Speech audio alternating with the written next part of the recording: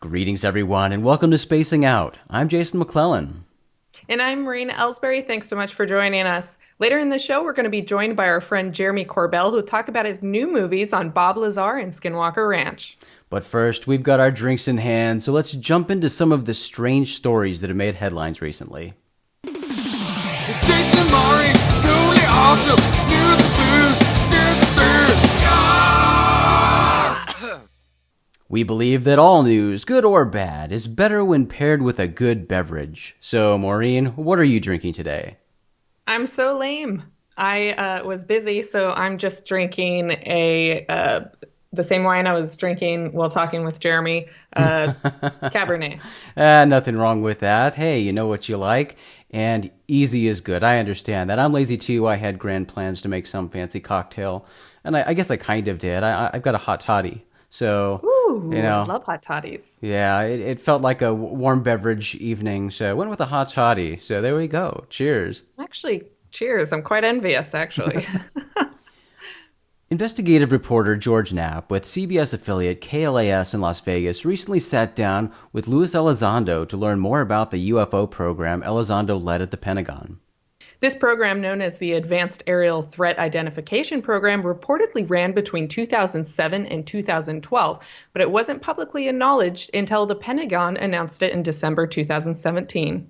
Although the program officially ended in 2012, Elizondo says the program continues operating to this day, but he grew frustrated by the Pentagon's excessive secrecy regarding the UFO program, so he resigned in 2017. Before resigning, Elizondo helped declassify some UFO videos that were recorded by military pilots. These videos were presented to the world by Elizondo and the newly established To the Stars Academy of Arts and Science. But many have doubted the authenticity of the videos, questioned the pilots' observation skills, and even offered other explanations for the videos. George Knapp asked Elizondo to clarify the provenance of these videos. The Department of Defense made the decision to release them. Through the Department of Defense DOPSR process, approved the release for exactly the reason why the request was made. So it was completely on the up and up. Elizondo also commented on why he feels the military witness testimony is valid and why they don't think these objects recorded were something mundane like IR glare. It frustrates me because people say, well, that's just IR glare. That's IR fuzz. You know, or that's an atmospheric condition. A bug on the windshield. Right. I said, look, atmospheric conditions you cannot lock a radar onto. So I'm sorry, it's not atmospheric. It's unlikely we'll ever know everything, or even a decent percentage of what the Pentagon's UFO study researched and or learned, but more UFO videos will reportedly be released to the public. And we're sure to learn more details about the Pentagon's ATIP program this year, most likely specifically related to research conducted by the contractor used by the Pentagon, Bigelow Aerospace Advanced Space Studies. Confirmation of the Pentagon's UFO program was revealed in a New York Times article that was published on December 15, 2017.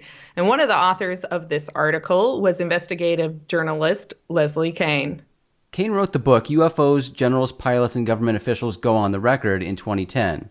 And although this best-selling book has been the basis for TV specials in the past, it's reportedly inspiring a movie. On January 22nd, Hollywood site Deadline.com published an exclusive story revealing that director Lasse Hallström and producer Laura Bickford have teamed up to make a movie based on Kean's UFO book. Deadline.com explains, the film tells the story of Kean's journey while reporting on unexplained aerial phenomena and will recreate some of these real events as they actually happened. And although it's obviously not covered in Kean's book, the film will reportedly include recent developments like the revelation of the Pentagon's UFO study. No release date has been announced as of yet, but we'll be sure to bring you updates on this. We absolutely must mention the successful launch of SpaceX's massive Falcon Heavy rocket.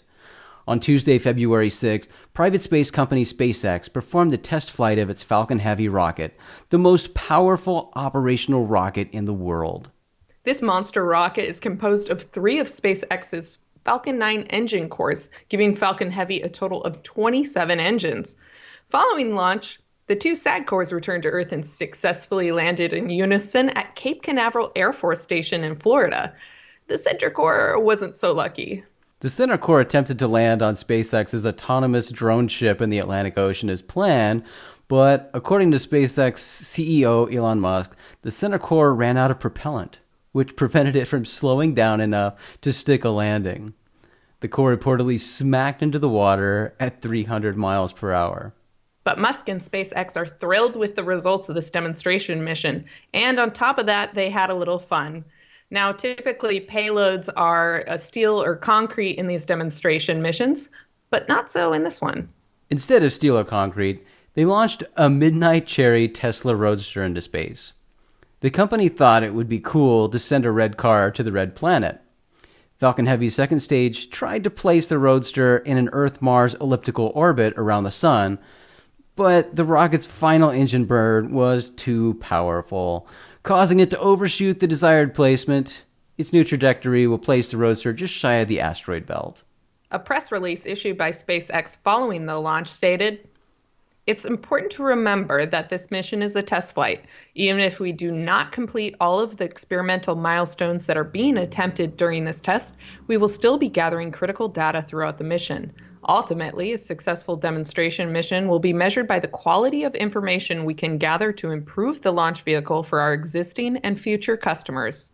2 more Falcon Heavy missions are expected to fly in 2018, and according to Musk, the company is hoping to fly crewed missions by the end of the year. For our strange story today, we're revisiting a story we covered on this show all the way back in 2012.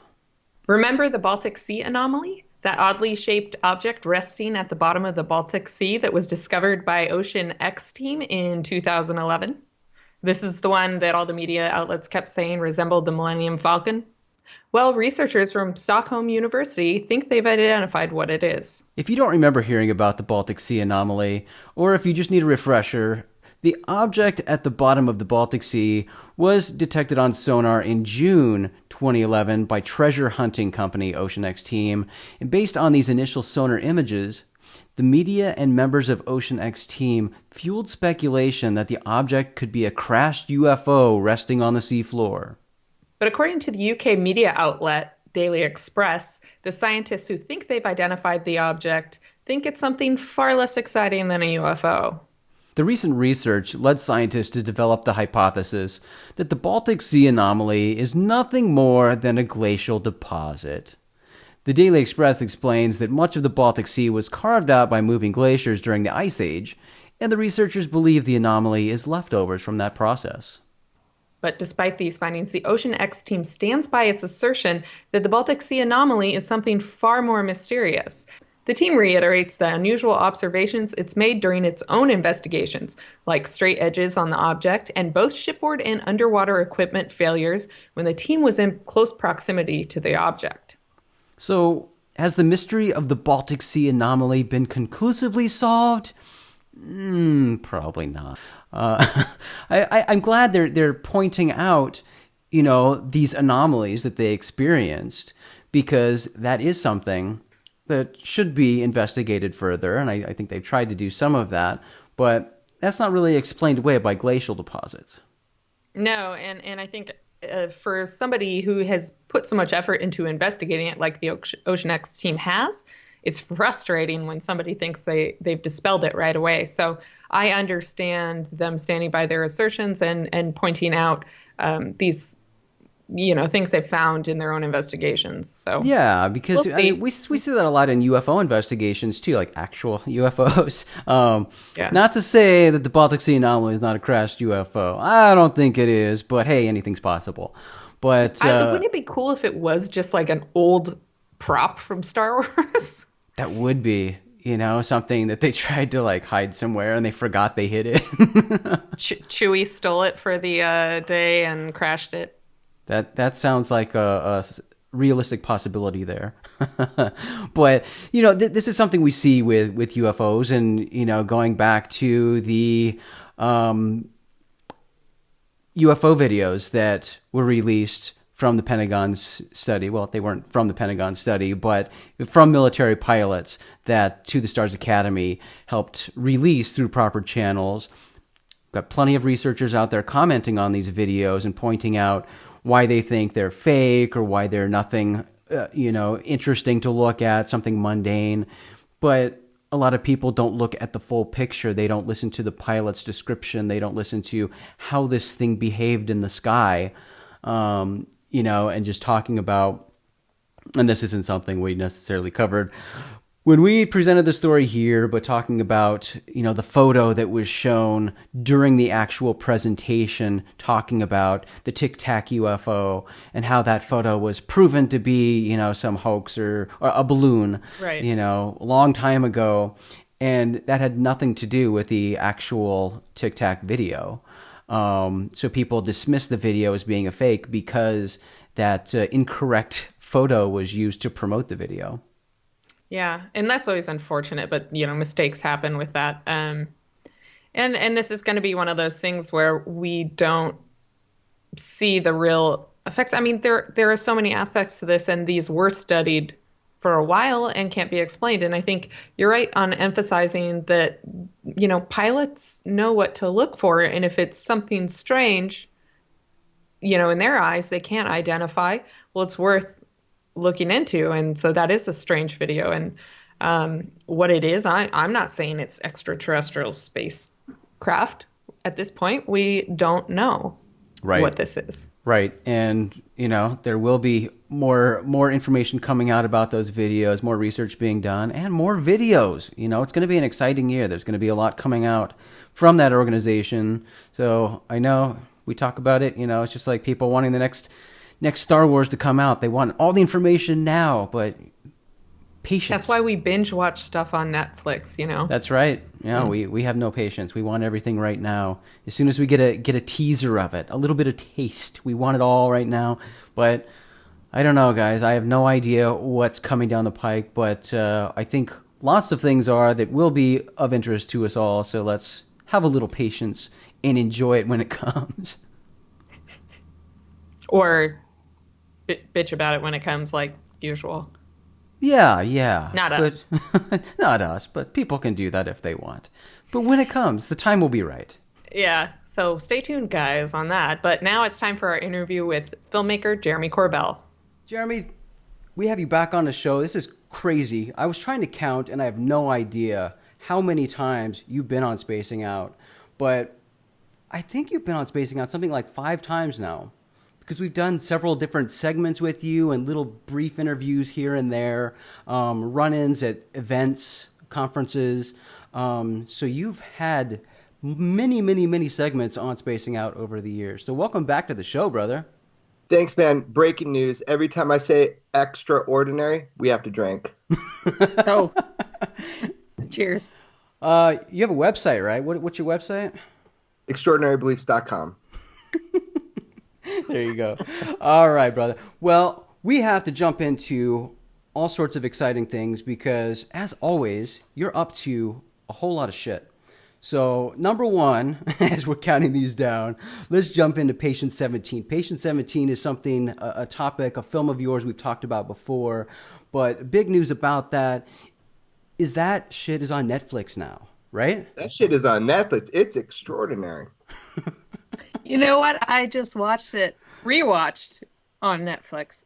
Oh, you watched it on Netflix. That's cool. Yeah. So I hope you get some residuals off that stuff because I put in my watch time. Oh, but when you watch it, it does propel it forward with the algorithm so other people will watch it. So thank you. Rate it. Give it a thumbs up. Yeah, you got to rate it. Oh, 5 stars for sure. Thanks, man. That was a fun journey, weird thing. Never thought I'd make a movie about that. It was very, very difficult for me to decide to do it, but it ended up being a very fascinating journey.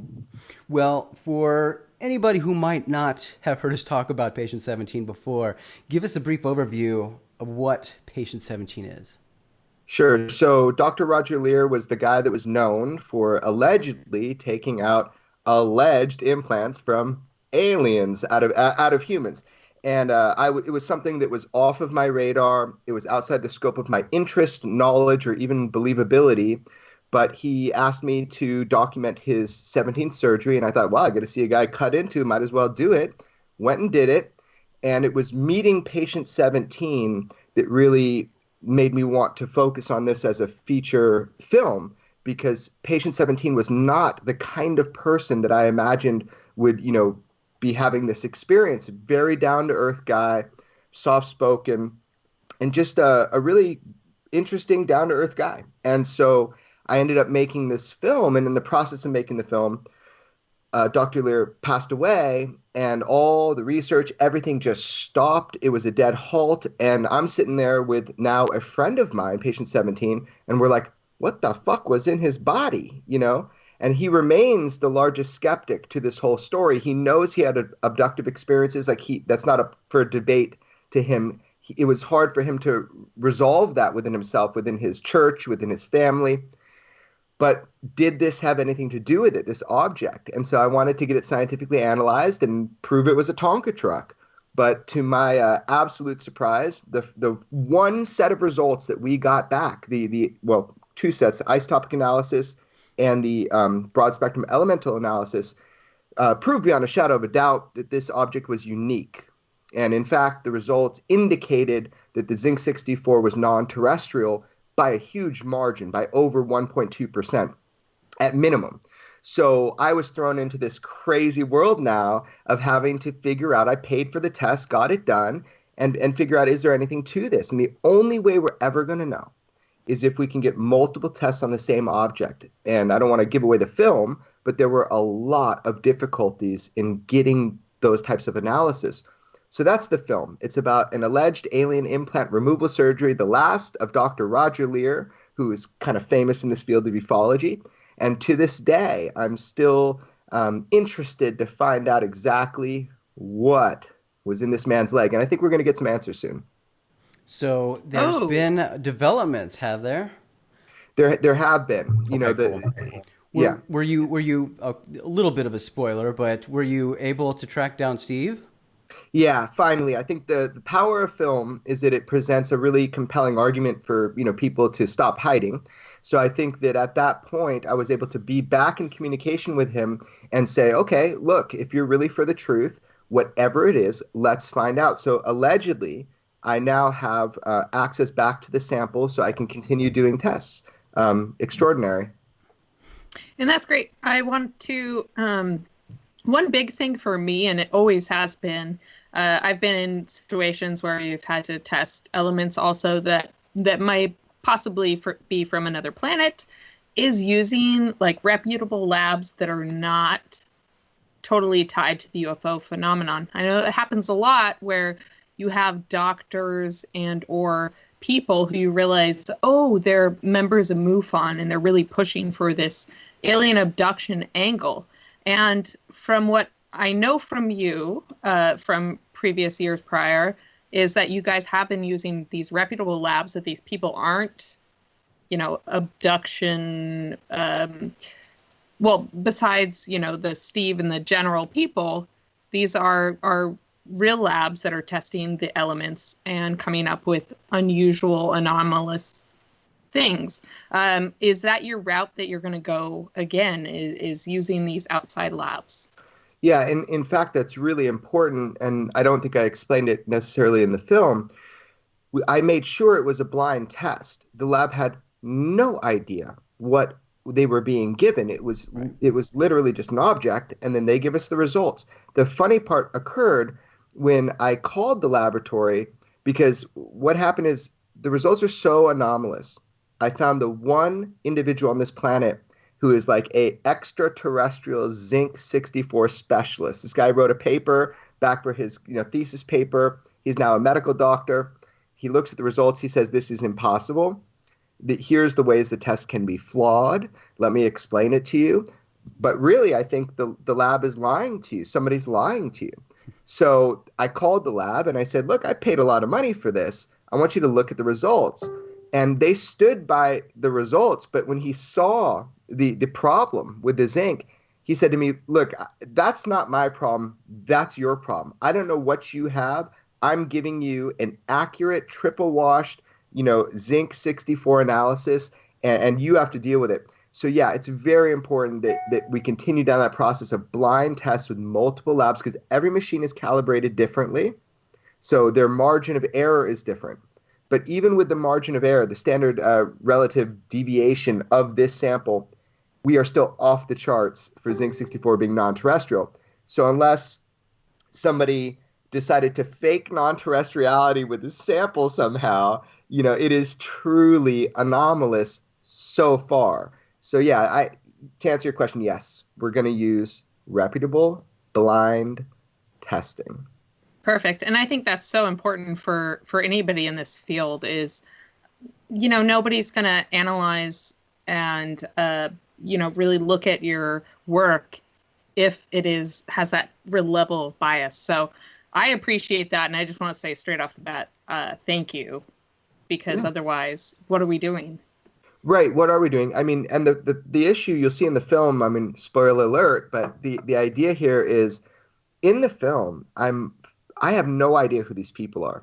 And I start going through this journey. There's a moment in the film, you hear my utter shock and awe because I realized one of the individuals really drank the Kool-Aid. Somebody's supposed to be totally separate, scientific process. I had no idea, but they were a patient themselves, with an alleged implant. So, look, this is what we run into. People that want to self-validate their world theory and try to manipulate the data for that. And that's the first thing I said to Dr. Lear is, I'll film it, but if you are lying or deceiving the public in any way, I'm going to out you. So are you sure you want me to film it? So this is a problem even within the film. Because look, everybody wants to believe, right? Everybody wants to, to know that we're part of something greater, that, this is not all that there is, that these things that we're seeing, millions of people are seeing, that they're engaging us on a meaningful level. But the real thing is, can we prove it? And so everybody has little ways of trying to find that out. Maybe this is one little way. It's a fun film, and you do a good job of starting at the beginning of the journey and going as far as you've gone to this point, and it's exciting to hear that there's more to come. There is more, yeah, because you're left a documentary, you can't control it, man. We got to a certain level, and that was it. And I'm not going to make something up. I'm not going to lie. I'm not going to sensationalize something that's already sensational. Well, I'm glad you put it out when you did. You could have kept holding off, until you had some sort of maybe finish to the story, if there ever could be such a thing with something like this. But, it's continuing, and that's exciting. So you've had the film available for quite a while, and it's been available on demand. But exciting thing, it's now on Netflix. So, I think more people have fewer excuses to not see it. So check out Patient 17 and give it a nice review on Netflix. That would be very, very kind. All right, let's jump into Skinwalker, because Skinwalker Ranch is something that Maureen and I love very much. So you've been talking about Skinwalker Ranch for a while now, something that you're diving into pretty deep, and you've got your hands on some pretty exciting shit. So tell us what you've got cooking with Skinwalker Ranch. Yeah, well, this is a fascinating story. So it actually relates to all the recent announcements that occurred. There's a lot of confusion about those announcements, and I've tried to clarify those as much as I can. But essentially, Skinwalker Ranch is a 480-acre ranch in Utah that is known to be the most heavily scientifically studied paranormal hotspot in history, for lack of a better term. It is a place of high activity, of absolute strangeness, a place where the world is thin, to the point where, we all know there was a billionaire named Robert Bigelow, and he's been very involved in the UFO topic. He initiated a group called NIDS, the National Institute of Discovery Science, and they studied the ranch scientifically for many years. Out of the recent releases, everybody has come to understand that at one point Bigelow partnered with the DIA, the Defense Intelligence Agency, which is an intelligence agency within the Department of Defense and the Pentagon. It is the premier intelligence agency for national defense. So essentially, what we know now is that there was a joint program. It was something, that was going on, but it wasn't. Everybody was restricted by NDAs and also by the DIA contract. So it was a problem to let this out public. But what happened is that partnership yielded a lot of scientific study. When you get a government agency coming in and saying, we realize that this is something we need to understand, it gives a little bit of credibility to what's going on there. And indeed, it should have credibility. So I've been there a number of times now. I can kind of freely talk about it. It is a place where George Knapp really, he wrote the book on it with Dr. Colin Kelleher, who was head of NIDS, Right. which was that scientific group. So this ranch has been studied for a long time, but understand it's the entire Uinta Basin. It's a hot spot. It's not just the ranch. The ranch is just the place that was most actively studied because it was a contained, controlled, living laboratory. And it was done both by private industry, but also now we know by government agency.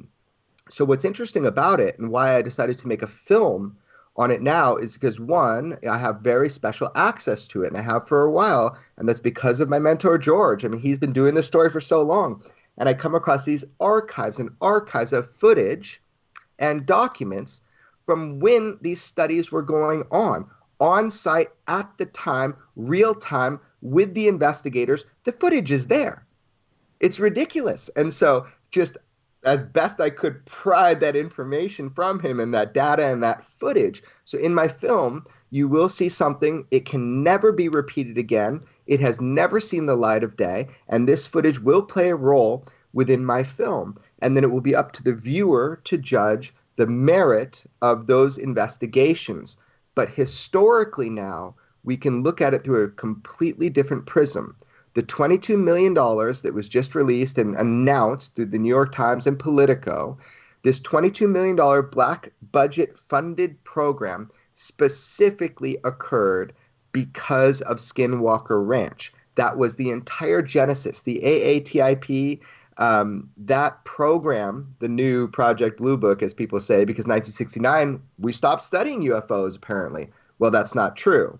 Not only that, but the Advanced Aerospace Threat Identification Program, or whatever they're calling it these days, it started a long time ago, and it continues to this day. It actually never ended, and it's part of a DIA program. So this story is huge, and it's current day. So what I'm going to try to do is make a film that sheds light on the ranch, the history of the ranch, what actually occurred there, what we did learn scientifically, and why our government was so interested in it. And that will be the basis of the film, and you'll be seeing footage that George really wanted to put out a long time ago, but he was just restricted. And so now maybe we can get some of that out. I can't wait because obviously I've said a million times on camera and wherever else, anywhere, that Skinwalker has always been my white whale, and The Hunt for Skinwalker was or is probably one of my absolute favorite nonfiction paranormal books ever. And like you said, it's that whole region. It's not just the ranch. So I can't wait to see what comes out from this because I'm totally envious. I would love to just pitch a tent in that area and stay for weeks and see what happens. Are you working with the new owners at all? I have a good relationship with the new owners, and so I don't know, exactly how to answer that, but basically the studies do continue. There is work that is continuing. I think the biggest breakthrough is after all these years, the Ute Nation, it's a sovereign nation. So it's like a country within a country. In order to film there and take footage off, that has never been allowed, ever. But I think because of George's and Dr. Kelleher's book, we have a great relationship now with the tribal elders and even the police force, the tribal police force there. So those stories are being conveyed to us. Current day, we've been recording and documenting the local stories and evidence of what's going on. And they allowed us permits for the first time in history to camp. Maureen, you would not like it. It was pretty freaky deaky. But to camp. Oh, no, I'd love it. Yeah. No, I felt I had zero negative experience any of the times I've been there. However, when you talk with people who have lived in that community for 30 plus years and have experienced physical issues from engaging the phenomenon, which is actually well documented, the physical issues of close proximity to UAPs and that kind of thing. But I mean, witnesses break into tears. It's a relief to finally be able to talk to somebody about it. It's heavy shit, to put it in any other way. I don't know how. It is heavy shit. It's not a joke for the people that live there. It is fascinating. The question is, what can we learn from it, and how does it propel us forward? And that's really what I'm interested in. I'll tell the story, but what I'm really looking for is, some sort of advancement in our understanding. And it's a tall order, and I don't know if we're going to get there, but at least people will be exposed to more data. And that will be important because we can make better judgments if we know more about it. That's huge, and I'm so excited for that.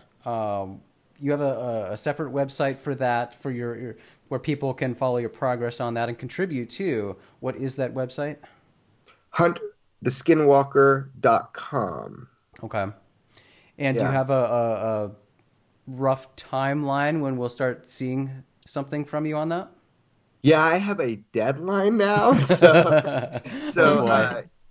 two films in 2018, and they have certain release periods that they're shooting for. So I'm under the gun. There's going to be a big kind of announcement in one of the trade magazines like Variety or something like that, where they're going to talk about these films.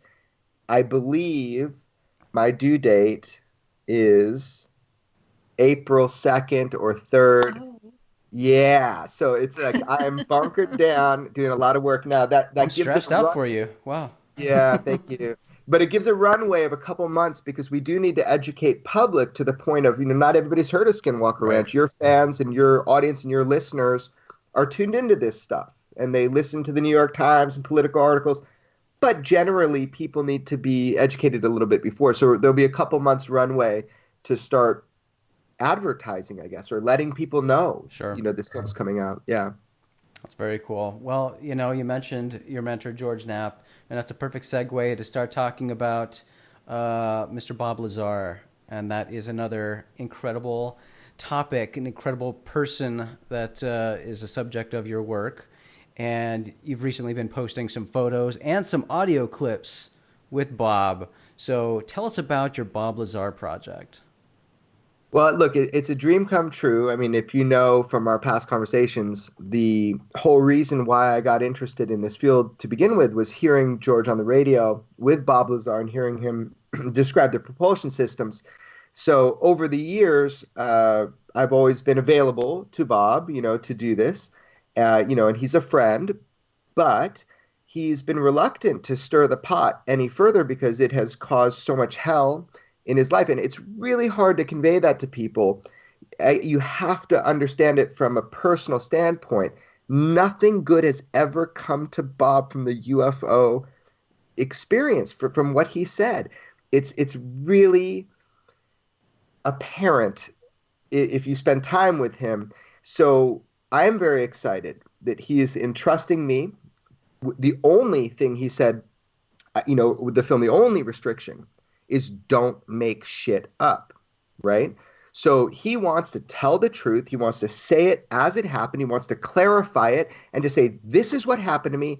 Take it or leave it. If you don't believe it, pass it on and be gone. I mean, that's his attitude. But with twisting and prodding, I kind of got him, to the point where he seemed pissed enough about how people have completely lied about what he said, completely twisted his words, that he wants to lay it down one last time 30 years later.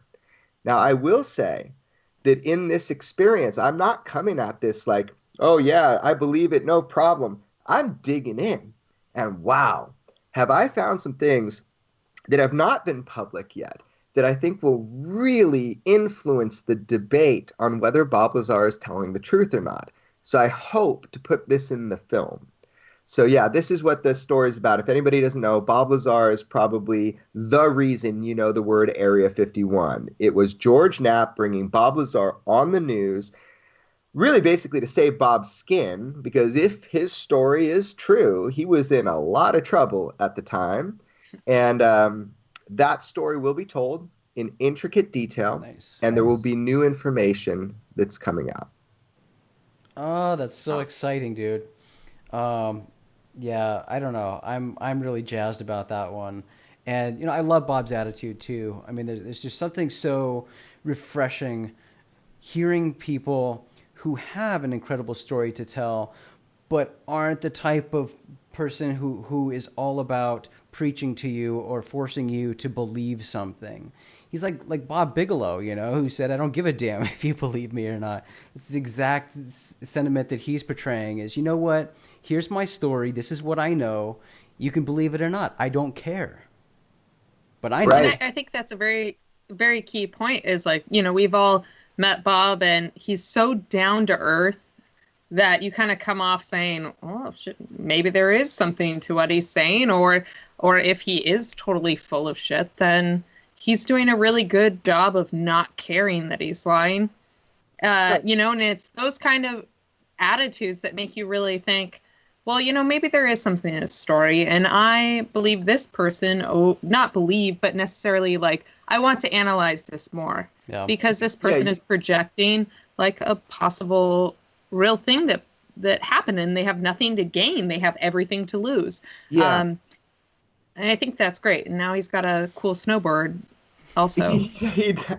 I was jealous. I saw that picture yesterday. Yeah. Yeah, there was an artist online who it was David Bowie, Nikola Tesla, and Bob Lazar in the middle on Instagram. I was like, oh my God. I wrote the guy, like, used to have that board? And he's like, yeah, airbrush. I'm like, give it to me. So I bought it from him, gave it to Bob, sent a photo of Bob holding it, and the guy flipped his shit. It was amazing. But Maureen, I think you said a very important point. You want to analyze. Bob, first of all, he's doing this for us, not for himself. This is abundantly clear. He doesn't want people to have blind faith in his story. He wants people to analyze it, to use critical thinking. And enough things, if he puts his story forward and they line up, then it's up to you to decide. He doesn't care the ultimate result if you believe him or not. He's just trying to tell you a story that happened to him exactly like he experienced it. But he wants people to think critically. Now, I am pushing him for evidence because the deal is, in order for people to think critically, we have to give them as much information as we can to prove or disprove what's going on.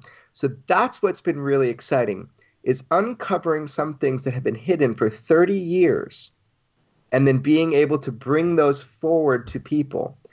So there's a lot of intricacies to his story. I mean, one of which is that, at one point, he may or may not have acquired some material, some physical evidence from, his experiences. And if you've read his story, he said that. And so that's been a topic of hot debate was that just something he said to try to defend himself, or is that real? I will tell you without trying to sensationalize it, but, my mom is my greatest critic with all my film work. She's like, oh, you're into some crazy shit, And I get back from a recent filming with Bob, and man, do we wish I had stayed an extra day, because the moment I got back, he was raided by the FBI at his office. So we thought that this window of 30 years, nobody cares about his story anymore. But it appears that is not the case. And so there's so many twists and turns. This is such a bizarre, strange story. And no charges were filed. Bob did nothing wrong. He's the most honest, sincere, genuine, gentle person that I've met. The guy's a good guy. But there seems to be interest in these claims that he made 25 years ago. He stopped talking about that a long time ago. But that is part of his story. So when we're looking at this now through the lens of 30 years, we have the ability to see somebody who said one thing in 1989, and then this will come out just before 2019, and we'll be able to see that comparison of who that person is. And if you get to know Bob, then you will get to know, which I hope to give you through the movie, then you'll be able to base your assessment on his character and his and the details of his story, rather than fabricated lies and people faking to be him, which happens all the time. So here's a random question for you. Are you working at all with our buddy Mr. Tom DeLonge on this? Oh, on with Bob? Yeah. No, no, I'm not at all. Bob allowed Tom to do the basic story, the Right. the autobiography. Right. Uh, but knowing Bob, I mean, he didn't write it, so he's got to check it. Sure. But and I hope that does come out. But that is what you've heard. You know that story, Right. and it's important. We want it out on paper. But ultimately, there's more to the story. Cool. And that's what a documentary hopefully can tell. No, but I mean, we all know Tom. Tom's a good guy. He's done some great stuff. I think people are not giving him enough credit. I mean, he did some great things, bringing everybody together to form this symposium of people with lofty goals. But what have they done? Well, they have absolutely, certainly got a few videos declassified and put them out to the public. So that is huge. So we should all be grateful for what Tom has done. Yeah, I agree. Yeah. But this is what I love about you, Jeremy, and not to give you accolades too many or anything, but I love you more. I love your no, but I love it because you're a true form investigative journalist that you dig and you get the stuff and you don't take no for an answer. You get to the down dirty details. And I think that's so incredibly important. There's not enough people who are doing that. We do have a couple in the field, but not a lot. And so I think it's such a great thing to have somebody like you who you're so curious also that you're like, hey man, I don't know if this is true or not, but I'm going to find out and I'm going to make sure the public knows. And we're going to see all this unclassified or secret stuff that has never been seen before. And it's honestly a real treat for the rest of us to be like, he's done all the groundwork and now he's giving us all this awesome material. So thank you for that. Yeah, no, it's great. Look, anything we do, if we can move the needle forward, that's the reason to do something. It makes for some very awkward moments when, you're trying to get to the bottom of something and it's socially awkward. But ultimately, we're all here for the same thing. This is a fascinating subject. The truth to it is altering. It's altering to our everyday existence, to our understanding. We make jokes about it, like, Jason, you were talking about doing a movie and, about the laugh factor. And that has been an issue for a while. Because, look, this is a funny subject, too. We have to have humor about it. I mean, we investigate UFOs. That's ridiculous. It's utterly ridiculous. But we do it because it is fascinating. Yeah. If we can get closer to the truth in any way, if we can do anything to move the needle forward, that's the whole reason to do anything, is to get public understanding, because it is a big story. It is the biggest story. And I think we're all at a point now where we realize there's truth to it, but what is that truth? And that's what we're trying to define, all of us, right? Yeah, absolutely. I echo what Maureen said. I mean, I think it is your curiosity that makes you such an effective storyteller, because you're not necessarily steering a story in any particular direction like so many people do. You don't have this hidden agenda or a motive. You are a curious person and you want to find those details. You want to find the truth. And that really comes through in your storytelling. So, yeah, we always tend to, kiss your ass a little bit too much, I think, but it's from the heart, brother. So I appreciate it, man. And look, it's a nice opposition to the 1-star negative reviews about my terrible movie. So I'm sorry, some of those are mine. Oh, did you do that? I thought it was my fan. All right. Well, we've talked about your movies. We won't talk any more about them because I know you're stressed enough of thinking about your movies. So let's talk about lectures. I know you've got you occasionally lecture, and you've got one coming up in your backyard, Contact in the Desert, this summer, right? And you'll be there again. Yeah. And, I wouldn't call them lectures, man. I present whatever it is that I've kind of gotten into over that year. And I'm really seeking understanding and advice from people when I do these presentations, because, look, if the United States Intelligence Agency can send people to these events, then there's something to it. So whenever I present, I'm just trying to get information and kind of share. It's like a share, show and tell. I will be at Contact. I am also very excited. I will be at the Utah UFO event, which is a very small event that has gone for a few years. And last year there was a guy trying to pretend he had like some hidden tape from Bob Lazar, and he was his like one go-to guy with a secret tape, and it was just the Lazar tape. So I helped shut that down, to stop the ridiculousness of what was going on. But I'll be presenting there, Cool. so I'm really excited for that. And then the other one, I don't know if you guys been to it, but man, I'm excited. It's the one in Oregon, McMinnville? McMinnville. Oh, dude, when is That's that? cool. When is that? I have to look at my calendar. Can I do that? I don't know. Look it up. I know it's this summer, but Oregon's not that crazy of a drive for me. I'll come down and see you, man. Oh, it's gonna be so. Yeah, I might do fun. that too. I've never gone to McMinnville, but I've always heard It's kind of good like things the about Roswell. Yeah. It's like the Roswell Festival of Oregon. Like it's very It's like a lighthearted town and fun, but they have celebration, some yeah. real, I thought it was real McMinnville. researchers. I have it written down McMenamins. I don't know. M&Ms. Yeah, that's No, that's it. the It's the town. yeah. Oh, that's the town. Okay, so I'm going there, and it says May 17th through May 20th. Oh no! No! So that's going to be totally exciting. So yeah, I'm only doing a few because I got to work. I got to make these damn films. Yeah. But Yeah. I think these are ones that the audience is really participatory. So Contact in the Desert, Utah UFO Fest, and the McMinnville one. Those are going to be really interesting, and also I can show films at each of them. So for me, that's exciting. Really exciting. Cool. So what do you think about Contact? I mean, I know you're speaking there. You can't really talk bad about it, but it's going to be a totally different event this year, right? Because they essentially took it out of the desert. No, it's still deep in the desert. Trust me, where it's being done is deep desert. It's at a casino, right? I don't really know. It looks beautiful, actually. It looks beautiful, yes, but it's not like hippie fest in the desert, So I don't know. I'm not so big into the hippie thing anyway, man. People should wash their feet, man. I don't know. So look, change is interesting, man. I really think from a presentation standpoint, let's hope that it still has that community vibe, right? Where everybody gets to kind of share that really was a unique space. But I think the people that are coming, and I think the fact that it is that kind of a resort kind of thing, let's see how it goes. Yeah. I'm excited because a better place to project my films. So to me, it's no big deal.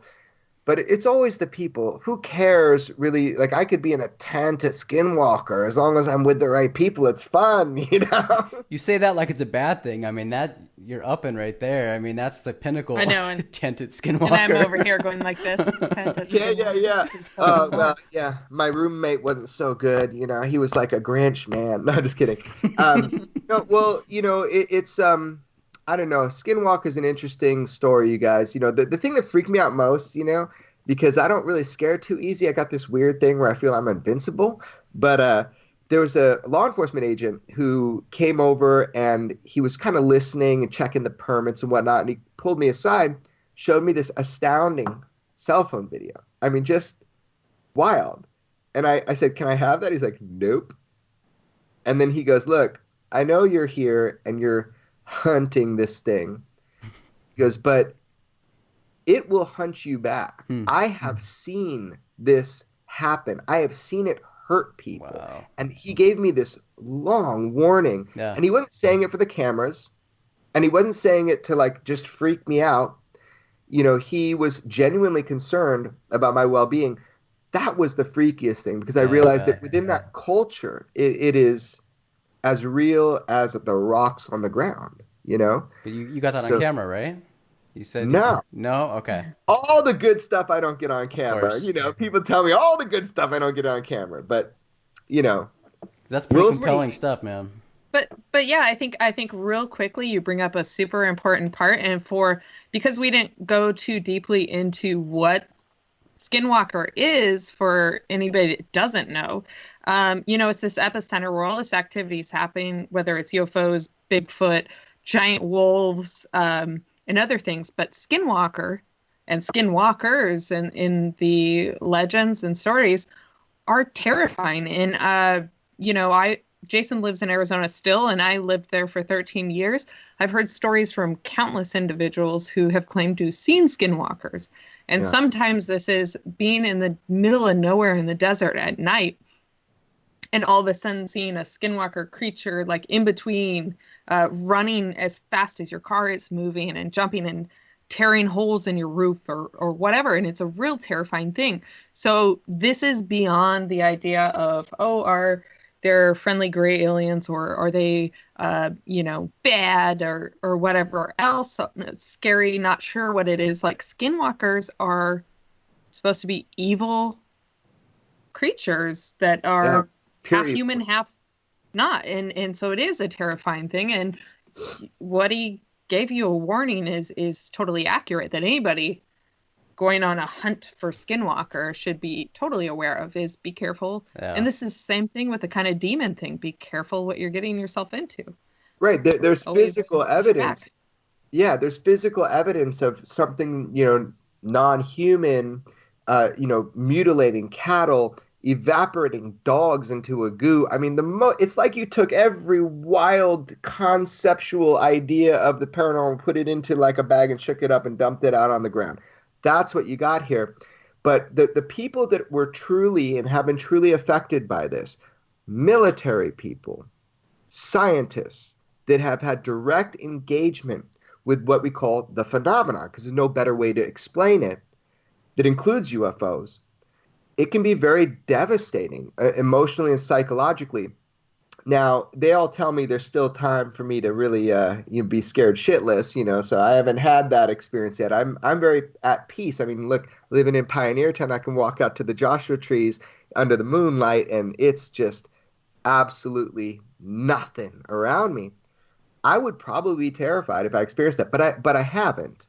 So what I'm trying to focus in on is the personal, interpersonal experiences, the stories people have to tell, but also looking if there's evidence and there's proof for any of this, which in fact there is. I mean, it's anecdotal or it's on the side, but there's physical, reactions that have occurred there at the ranch and outside of the ranch. So yeah, it's a deep story. These are deep waters. And all I can do is my best to present what I hear and what I learn, and then let everybody else make up their mind. I'm not going to be able to prove definitively to anybody anything. Right. It's going to be up to you to use your brain, as anybody should.